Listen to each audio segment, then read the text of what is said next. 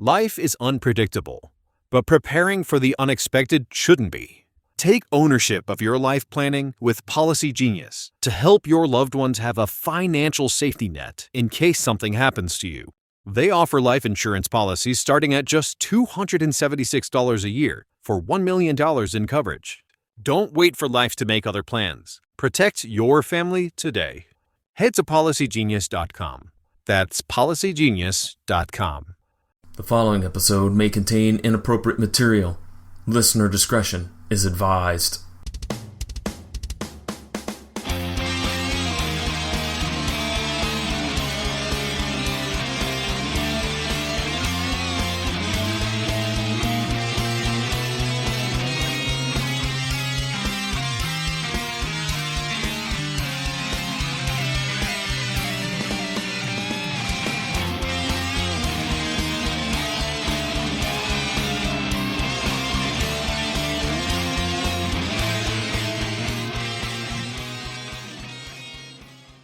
Welcome, ladies and gentlemen, to another installment of Mattalk.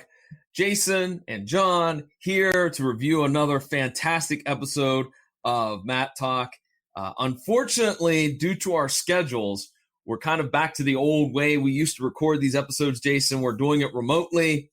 We are not in the same room, but, life sometimes gets in the way of podcasting. You know what I'm saying? Oh, dude, absolutely. This week's been so busy, just in every direction. It has. It certainly has. As a matter of fact, we have some news, don't we? Some big news. Yeah, huge news. I had to cancel going to see Black Widow tonight to record with John. Yeah. Well, oh, wait a minute. That's not the big news. What are you talking about? That is big news. I chose my Matt Talkers. Well, what I'm referring to is that Mattalk has been nominated for a Columbus Podcast Award. In the TV and film category. But as the Columbus Podcast Awards note, if you are nominated in any category, you are also thrown in your name's thrown in the hat, so to speak, to maybe walk away with the podcast of the year. So 2 different categories Mattalk is nominated in. Jason, I got to be honest with you. I'm just absolutely humbled to be part of the Columbus, Ohio Podcast Awards. I am too. I've got one snobby. I need to get this Matt Talk one too. Great. That's right. I forgot you are a snobby award-winning podcaster. Yeah, hopefully your presence doesn't bring us down a little bit. Hey now. Well, let's tell the folks where they can vote. If you want to vote, it's very simple. Just go to ColumbusPodcastAwards.com/nominations. Go down to the TV and film category, which I think is on the very bottom of the page. Click vote. It's super easy. All you have to do is make your choice, put in your email address, and the vote counts. And Jason and I would greatly appreciate it. We want to get all snazzy and go to these award ceremonies. Want to get that shirt and tie on, want to get that suit on, want to style and profile, as Ric Flair says, and go to the podcast awards to pick up a win. What do you say, Jason?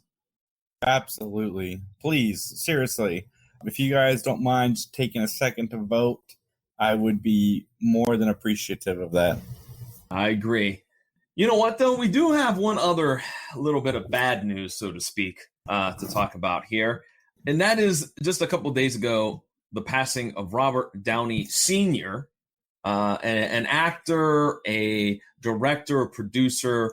He's done lots of things, including being in this season of Matlock. He will be playing Judge Anderson in an episode, I want to say probably mid-season. So we thought we'd bring it up here and talk about Robert Downey Sr., though I think, as you pointed out, Jason, I know more about his kid than I know about him. I think everybody knows more about his kid than him. I mean, Robert Downey Jr. he was on the news for like a year and a half regularly. Plus, he's in this little franchise called the Marvel Cinematic Universe. So, but he's been in some pretty good movies too, Robert Downey Sr. or TV shows. He was in The Twilight Zone. He did an episode of that. He even directed a couple episodes. He was in Magnolia, Boogie Nights. Tower Heist, which is a movie that I think is underrated. It's one of Eddie Murphy's newer films that I think is actually pretty good, or at least he's pretty good in it. And then he was recently on Saturday Night Live. Yeah, so Robert Downey Sr., certainly an icon of TV and cinema. And how old was he? Was he 83? He was 85. 85. Okay. Well, Okay. R.I.P. to Robert Downey Sr. Got a question, John. When somebody is a senior and they pass away, does the junior become a senior if they have a kid that's a junior or a third? Do they all get like promoted? You know what? I don't know, but Max would be the one to ask that. Friend of the show, Max Andrews. He would know, because I think he said something about that one time. He and I were chatting about it. I don't remember what he said. So I don't know. Well, if anybody knows, by the way, let's go ahead and throw the plug out there. If anybody knows, they can answer Jason's question. Jason, where they can get in touch with you? Get in touch with me at Ben Mattalk, Mattalk at gmail.com. I'm also not announcing a winner for our contest for the last episode because I want to get more theories. So if you have any theories of how Ben knew Michelle Thomas in London or how he got involved with that situation, send it over. I don't care how ridiculous it is. You can win a season 1 of Matlock. That's right. The competition's still going on, and we would love to get. Honestly, I think we only had like one person respond, and to be honest with you, we both were a little bit unsure if this person was kind of being serious or not being serious, so we didn't know. So we want a bunch of possible theories to pick from. So send them in, please. So with that, Jason, are we ready to get to our opening statements? We are. All right. Well, then let's get to our opening statements. The episode we're going to review today is called Blind Justice, which, if you ask me, sounds like a Steven Segal movie. It does. Steven Segal is Blind Justice. Yeah. The episode originally aired on September 29th, 1987. And this is going to be the first episode without the word "the" in the title. And it is also the first episode with Michelle on Team Matlock, so to speak. We do have 2 guest stars of note. The first one is the gentleman who will be playing Clay Graham. His name is Greg Mulvey. He is probably best known for playing roles such as Father McAvoy on The Bold and the Beautiful, and also known for playing the role of Granddad on iCarly. Now, I don't know, Jason, you do have a daughter. Did you watch iCarly, and thereby you've seen some episodes of iCarly, or no? I have honestly never seen an episode of iCarly. I know our podcasting network mate, Zach Wiseman, is a huge fan. Oh, okay. Well, there you go. Shout out to Zach Wiseman. Now, our next guest star is a very big star. And so maybe that's why there's not as many well-known guest stars. Playing the role of Arthur Hampton is David Ogden Stiers, who is known for playing Reverend Purdy on TV's The Dead Zone. He is the voice of Jumba in many of the Lilo and Stitch projects, including the major film. But he's probably best known as Major Charles Winchester on the TV show MASH. Oh, wow. Rest in peace, first of all, to this actor who died a few years ago. He was Mr. Bauer on Two Guys That Grow in a Pizza Place. I feel so bad for hating him so much in this episode because I love this. Whoa. You're letting the cat out of the bag already. I used to watch The Dead Zone, too. This guy's been in some stuff. He was the crazy guy in Two Guys That Grow in a Pizza Place who always used movies as life experiences. Mm-hmm. Like he would tell stories about the time he caught Jaws. Okay. So David Ogden Stiers will be featured prominently in this episode. So with that being said, Jason, are you willing to give an opinion? Your opinion, and only your opinion, so help you? I absolutely do. Then it's time to testify. Testify! Better late than never, huh? All right, let's get to the plot. The plot is a blind man kills the man who blinded him and frames his girlfriend for it. Our opening scene is a sculptor making a piece, and I got to be honest with you, as I was watching the hands mold the face, I so hoped it was Lionel Richie in the Hello music video. Hello, is it me you're looking for? When I saw this, and I'm not going to give it away at the end, what ends up happening, but I'm The second I saw this guy, I'm like, he is not blind. I said the same thing. Let's go ahead and jump into it, okay? Let's see. Arthur Hampton is a blind man, and he is also a great artist. But I also thought the exact same thing. I'm like, this dude's faking it. He's been faking it for a while now because they don't really tell you how long of a window of time has gone by from the car accident, which he lost his eyesight, to the present time in the storyline. So I'm like, he could be faking it for like a year and a half, all as a, master plan to get back at the man he claims stole his eyesight. I think they said it was 7 years, but I thought the same thing. I said, okay, he was probably blind at one point, but some point he got his eye seeing back and good to go. We won't give away whether or not our theory is true yet, but that's exactly what I thought with this episode. Yeah. So a mystery man goes into a house. This is our next scene after our opening scene. He searches through some drawers and then maps out how to shoot someone. And I'm going to be honest. I don't know if you would know what I'm talking about. Maybe you do, maybe you don't. Hopefully the listeners know. I thought for a moment when they were pulling out the string and the mystery man had it like hooked to the top of the banister, I thought it was a chalk line, that you would use like if you're cutting wood. You have a thing called a chalk line where you could snap the line and it makes a perfect straight line. I'm like, is he doing home remodeling? What the hell is he doing? I thought he was doing making a murder look like a suicide. Oh, okay. Okay, that would be a good theory as well. And John and I are both morbid because nobody dies yet. Not yet. We're introduced to Andrea, who is a friend of Michelle's. I like how small the Matlock world is. Like, seriously. Like, everybody's where they need to be conveniently. Wait a minute. Atlanta at that time only probably had 3 or 4 or 5 million people in it. Yeah, exactly. Small. Well, Andrea is going to leave Clay Graham. All right. And she takes up Michelle's offer to move in with her temporarily. We see that Clay is lamenting to Arthur about how much he wants Andrea back, that he's sorry for everything he did to her and whatnot. And so Arthur suggests, well, why don't you just call her because she's living with Michelle? And I'm like, how does he know that? How does he know that she's moved in with Michelle? How? Hashtag stalker. Hashtag supersonic hearing. He's Daredevil. Okay, so we go back to Michelle's office where Andrea and Michelle are arguing about Andrea going to Clay's place to get her stuff. And then she ends up calling Clay and they talk back and forth and he apologizes. She still tells him, I'm coming over later tonight. I'm going to get my stuff. And so we cut to a scene of that.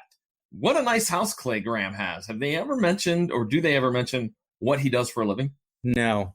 But I want to do a public service announcement to anybody out there who's ever had a spouse or a boyfriend or girlfriend hit them. Best not to go at night and best not to go by yourself if you're going to get your stuff. Uh-huh. Yeah, right. Take a sheriff's deputy with you or friends. Yeah. Mm-hmm. If friends, not one. Yeah. Multiple. Right. Or a pack of ninjas if you happen to have those on hand. Take those with you. But yeah, those are great. Take Steven Segal with you. I mean, the fact of the matter is, like, it's almost as bad as if you come across a dead body and you start grabbing the knife that's next to it and picking it up and wielding it around. It's just like that. It's just as good an idea as that. We see that Andrea has entered the house. Clay is in the shower. Arthur sneaks up from behind and like puts her in a UFC chokehold and renders her unconscious. Then randomly gets a gun out of a drawer in a like a dresser or whatever that's in the foyer. Who keeps a gun in the foyer? Ideally, you're not going to be in the foyer if somebody breaks into your house and you have to shoot them. You're going to be where? Probably asleep. Yeah, that's fair. That's a fair assessment. Well, then Arthur, he shimmies on down to the kitchen area, opens up the door, cuts the power to the house, and then as Clay's stumbling out of the shower because he cut his foot, he goes to the stairwell and pow, pow, he's shot. Now, at this point, I'm like, this dude gets around way too easily. I mean, I don't care how many times you've been in that house. This dude's moving and manipulating everything like he clearly is not blind. Yeah, no, I 100% agree. Which is why I'm wondering if he is not Daredevil. Anywho, that's twice I fit that joke in. Let's see how many more times I can do it. All right, so Arthur then leaves the house and goes into a car, calls the cops, and then calls Andrea. Tells Andrea to leave the scene and come to his place and they'll figure something out. But Andrea, of course, is caught leaving by the cops. Now, are we to believe that Arthur drove home in that car? Because he's blind. I was wondering the same thing. Not to mention that those 2 phone calls on a car phone, right there, $79.28, I'm sure. Oh, at least.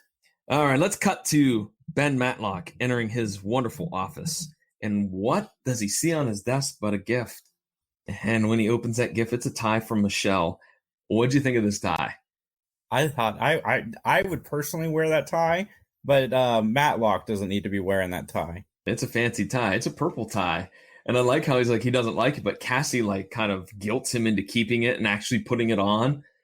For once, her annoying like need to like guilt people into doing something is for a good cause this time, huh? I'm actually glad that Cassie's still in the show, because I remember I was like, the last episode, I'm like, this is probably her last show. We can all say goodbye to Cassie. But no, she's there. Yeah, no, I think she's going to stick around for a while. So Ben randomly shows up at the police station and he runs into Michelle. Michelle is there to try to help out Andrea. So Ben and Michelle will team up. Ben lies to Michelle and says that he loves the purple tie. And then I did like that Michelle made some quip about buying him a suit. And he was like, like he didn't really know what to do. Yeah, I only like one suit, lady.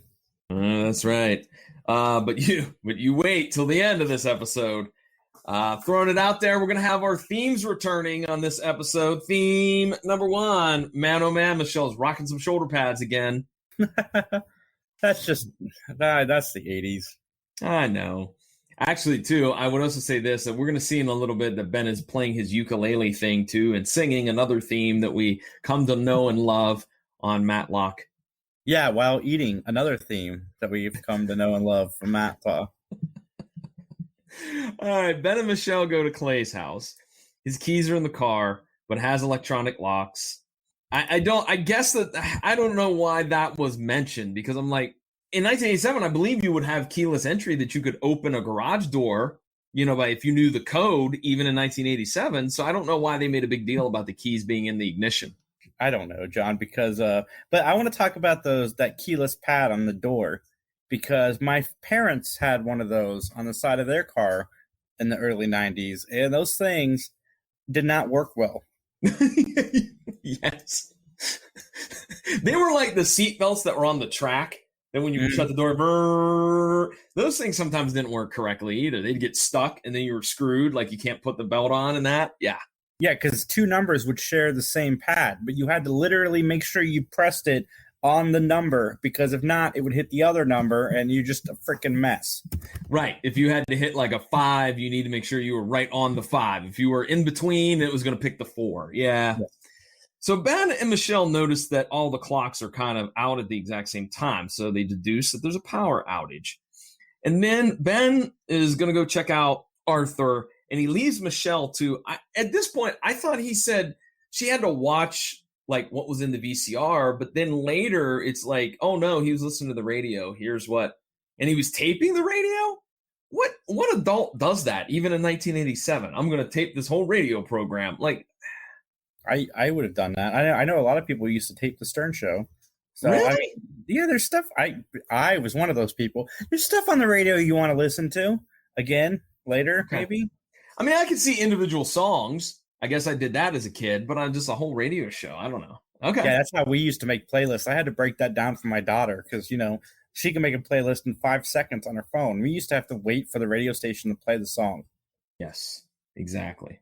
And I remember waiting because I was going to do a presentation in 4th grade, and I needed Axel F, that song from Harold Falkenmeyer for the Beverly Hills Cop soundtrack, And I was like, man, I need it. And I had to wait until like 2:00 in the afternoon. And then I got to record it. And then I had it. And then at 2:25, I could do my presentation in 4th grade. Nice. Yeah. So If anybody has video of John's presentation in 4th grade, please send it to me at benmattalk@gmail.com. Look, nobody recorded it because I would have known, because there would have been a giant VHS camcorder on someone's shoulder that would have been the size of like Radio Raheem's boombox and Do the Right Thing. All right. Ben interviews Arthur, and he reveals that it was Clay's drunk driving that led to the accident which stole Arthur's sight. Arthur also explains why he told Andrea to come to his place. This was stupid. This whole scene was dumb. I did not like it. I felt it was pointless. It really didn't do anything other than reveal how Arthur lost his vision, which could have been done a different way. I really did not like this. Yeah, no, me neither. As a matter of fact, I feel like we're going to fast forward a little bit. When Ben finds Arthur in the courtroom, like going around and rehearsing where everything was, I thought that was a better scene. There was more tension there. I think the first interview was pretty lackluster, if I may say so. Mm-hmm. I concur. So Tyler arrives and is given the task of keeping... Whoa, you're burying the lead here. Matlock is playing Honey Baby Mine on his ukulele while eating a hot dog. What does he say about the hot dog? I can't remember. Oh, it's good eating. And then I wrote, "Where's Tyler?" And then like 30 seconds later, Tyler comes strolling in. Right, and he is given the task of keeping tabs on Arthur, which he kind of like scoffs at because he's like, he's a blind guy. What's he going to do? He kind of takes it for granted. And then I wrote down this smart aleck comment that when Ben finds Arthur in the courtroom, I'm like, great job, Tyler, keeping tabs on him. Ben's the one that found him roaming around the courtroom. Tyler really does scoff at this job because we don't see Tyler again until the very end of the episode. Yes, I wanted more Tyler Hudson. Ben gives him a job, and I don't know what he did during that job because we don't ever see him again until the end. Right. In that courtroom, by the way, Ben asks Arthur where he was during the murder, and he brings up that Arthur was a good shot when he was a Green Beret. And Arthur's outraged, and I just thought this was a much better scene than their first one. And the fact that they had two almost back-to-back, I felt like they could have cut that first one out. Yeah, I agree. Ben returns to the office, and he has another present waiting on him. It's a pink shirt and suspenders. I love how Cassie had to try to convince him that it was okay for a man to wear pink. So 1980s. All right, Michelle gets a subpoena, and now she has to go to the court to testify about Andrea moving in and the events of the evening. And then we go to what I can only describe as like the most ridiculous line of questioning. Is that Ben, and I think he just did it to get a rise out of the courtroom, which he does. He argues about what the phrase "no matter what it takes" means. My mama said that I was going to learn how to make biscuits no matter what it takes, or whatever. I don't remember exactly what he said, but I thought that was kind of a fun little bit of levity for the episode. Yes, I loved it too. And he even got a chuckle from everybody in the crowd. Okay, Arthur takes the stand, but Ben at that time does not have any questions for him. I thought that was an interesting move for Ben Matlock. I don't think we've ever seen that, have we? I don't think so. Where a prime suspect, I'll highlight that, is given an opportunity not to answer any questions. I think that's interesting. Here we go to the most preposterous, ridiculous scene of this episode. I don't know, maybe you feel it's not, but so there's a fancy party at the art gallery where Arthur applies his trade. Michelle Thomas is there. Michelle is snooping around and decides to hide in another room until the party is over. And everyone, including Arthur Hampton, has left. How long was she in that room? And what was she doing in that room? And did anybody else walk in on her? Your thoughts, Jason? That's a good question. I don't know. I mean, that's all I could think of is like, what if somebody's like, oh, where's the bathroom? And they open that door and she's standing in there in whatever room that is. And you go, oh, I'm so sorry. What excuse do you have?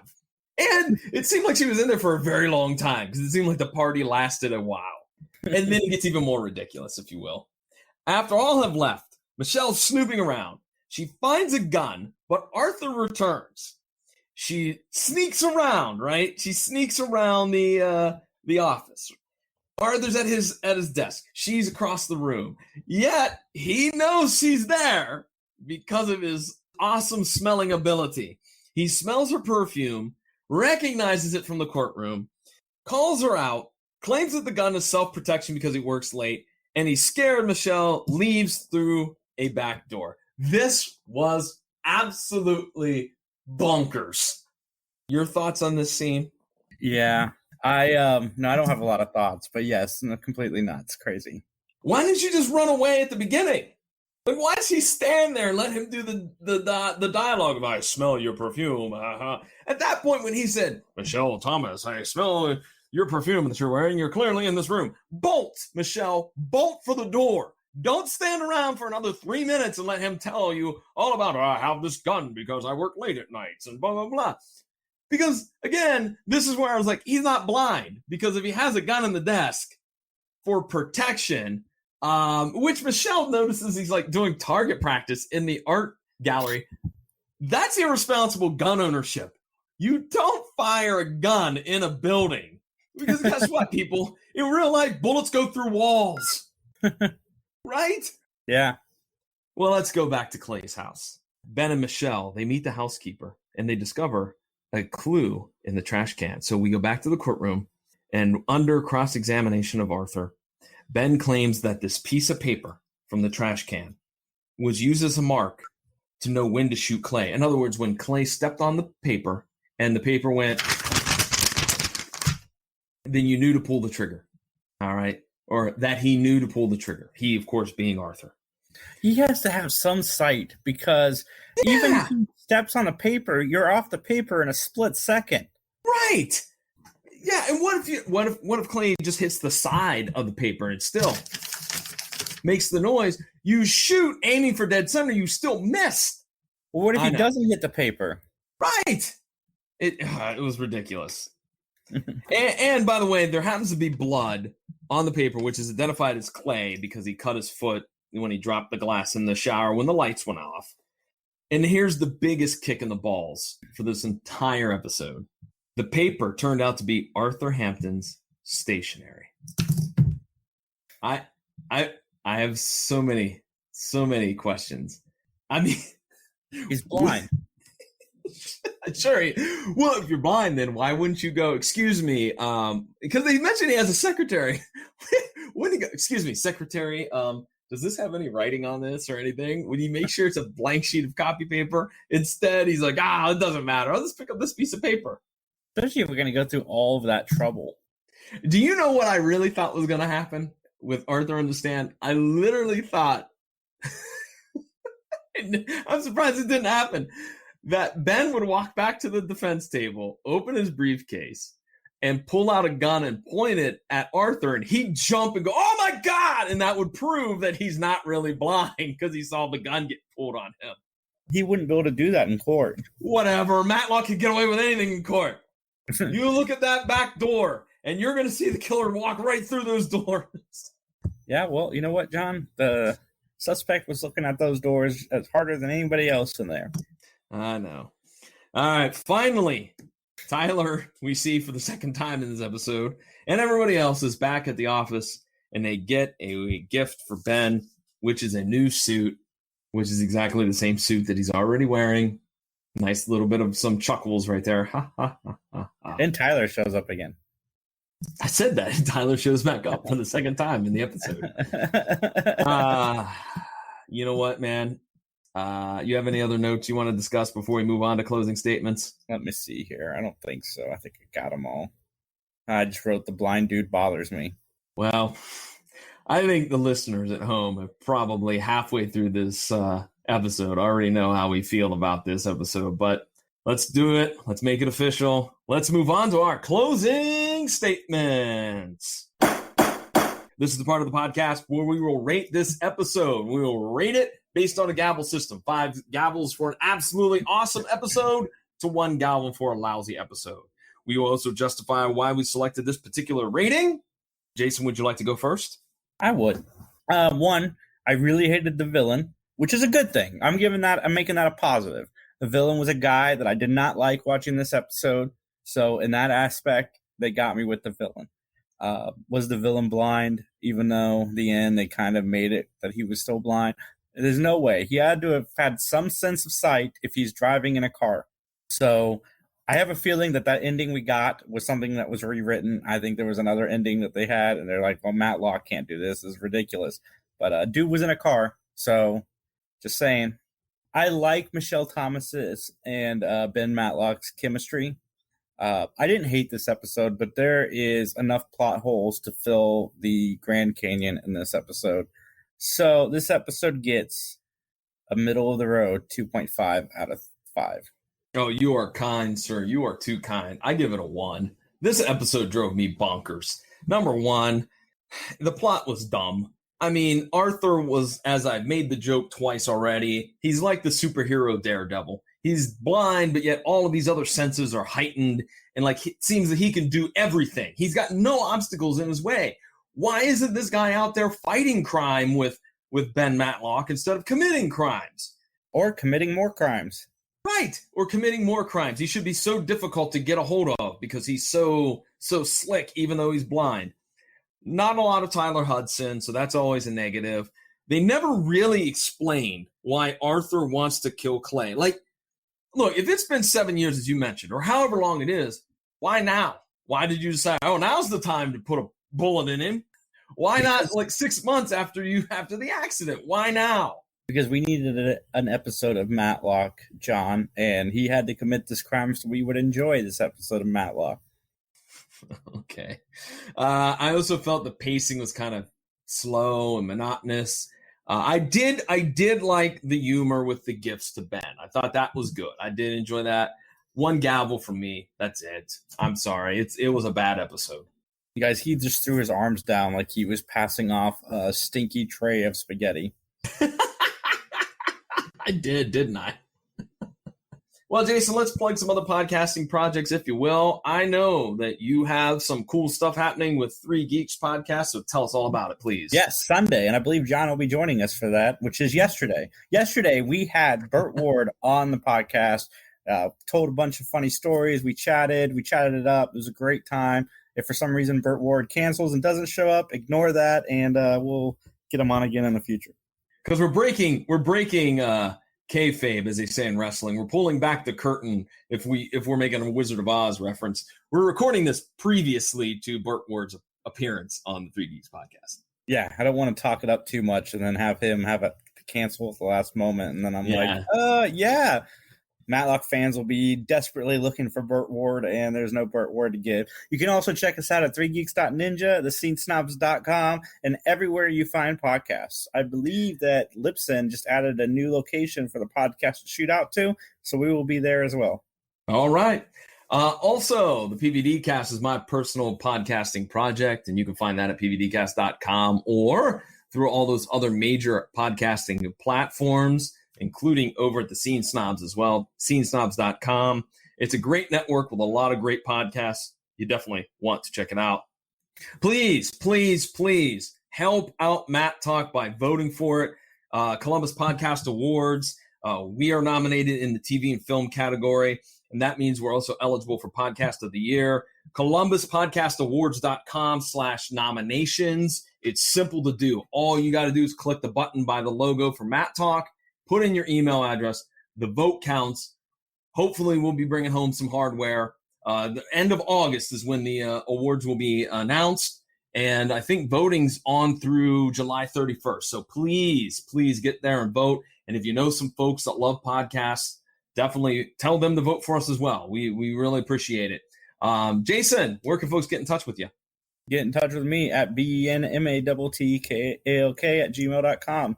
There you go. If you have questions or concerns you want to ask, that's the email address. Or you can drop us a message over on the Facebook page at Mattalk Podcast, or even on Twitter at Mattalk_podcast. And I got to be honest with you, we're trying to do a much better job on Twitter. And I think I'm going to give myself a pat on the back.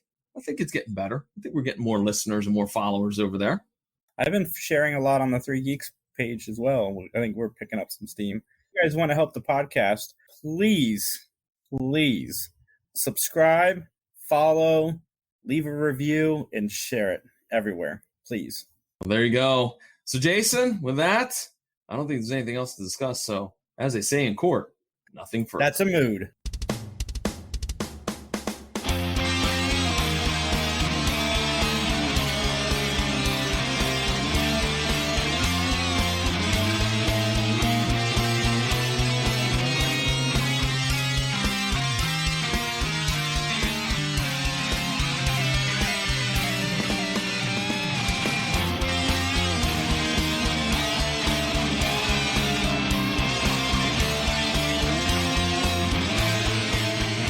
The following has been a joint production of the Three Geeks Podcast and John Orlando Enterprises, LLC. Copyright 2021. Finding great candidates to hire can be like, well, trying to find a needle in a haystack. Sure, you can post your job to some job board, but then all you can do is hope the right person comes along. Which is why you should try ZipRecruiter for free at ZipRecruiter.com/zip. ZipRecruiter doesn't depend on candidates finding you. It finds them for you. Its powerful technology identifies people with the right experience and actively invites them to apply to your job. You get qualified candidates fast. So while other companies might deliver a lot of hay, ZipRecruiter finds you what you're looking for. The needle in the haystack. See why 4 out of 5 employers who post a job on ZipRecruiter get a quality candidate within the first day. ZipRecruiter, the smartest way to hire. And right now, you can try ZipRecruiter for free. That's right, free at ZipRecruiter.com/zip.